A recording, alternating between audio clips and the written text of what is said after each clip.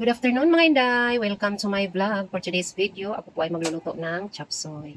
Ayan po, magpapainit lang po tayo ng mantika at ilalagay ko na rin po yung bawang. Igigisa lang po natin hanggang sa mag-golden brown po yung bawang. Ayan.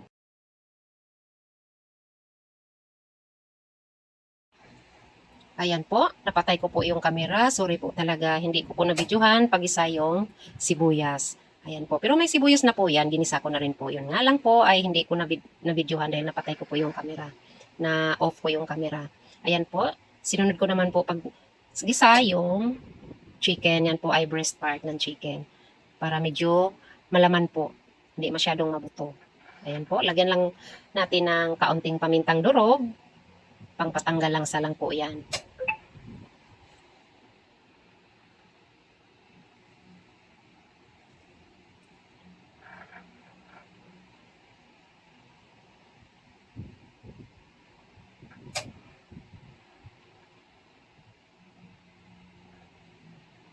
At syempre po, lagyan ko na rin po ng patis. Maglalagay po ako ng kaunting patis. Pangpalasa din po yan.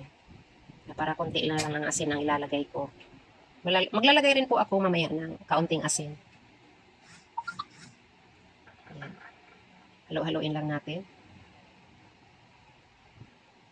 Ayan po. Palambutin lang po natin itong chicken. Takpan muna natin ng mga ilang minuto.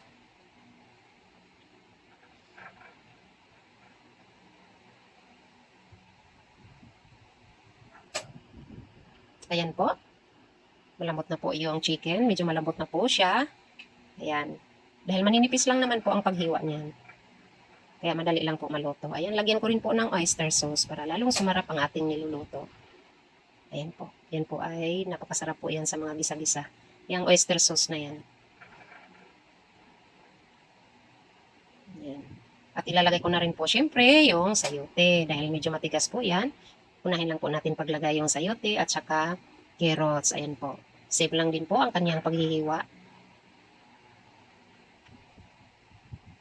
Ayan po. Haluin lang po natin.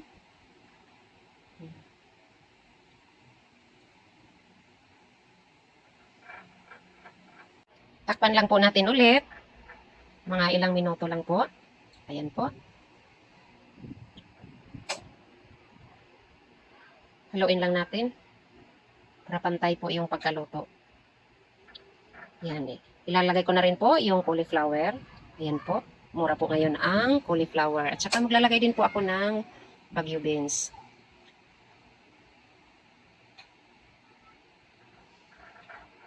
At siyempre, takpan naman po natin ulit. At bubuksan naman natin ulit. At maglalagay rin po ako ng Knorr chicken. Ayan. Dagdag panglasa po yan.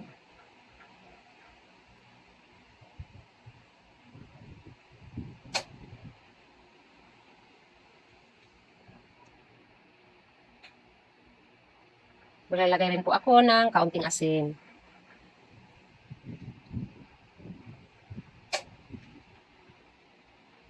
Yan. Maya-maya kunti po ay magtutubig po yan. Maglalagay lang tayo ng kaunting tubig maya-maya. Yan, maglalagay din po ako ng kaunting sugar. Para balance po yung lasa niya. Masarap po sa chop suey yung medyo manamis-namis ng konti. At maglalagay lang po ako ng kaunting tubig para hindi po matuyo yung sabaw. Ayan. Mga ilang minuto lang po. Ayan. Yan po ay half cook na po yung gulay at ilalagay ko na rin po yung pichay bagyo dahil sa mga ganyan po ay mabilis lang po maluto. Ang pichay bagyo at saka cabbage. Ayan po. Haluin lang po natin. Mabilis lang po ito maluto.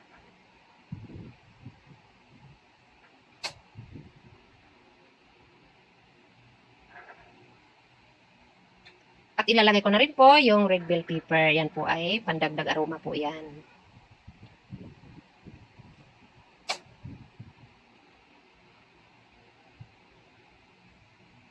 Yan, takpan po natin ulit. Ayan. Half cook na po yung gulay. Maya-maya konti po ay pwede na po natin yan tanggalin sa kawali. At maglalagay din po ako ng cornstarch. Yan po ay isang kutsara na nilusaw ko po sa tubig para medyo malapot po yung sabaw ng ating chop suey. Tikman lang po natin kung tama lang po yung timpla. Yan po, tamang-tama lang po yung timpla niya. Crunchy pa yung gulay.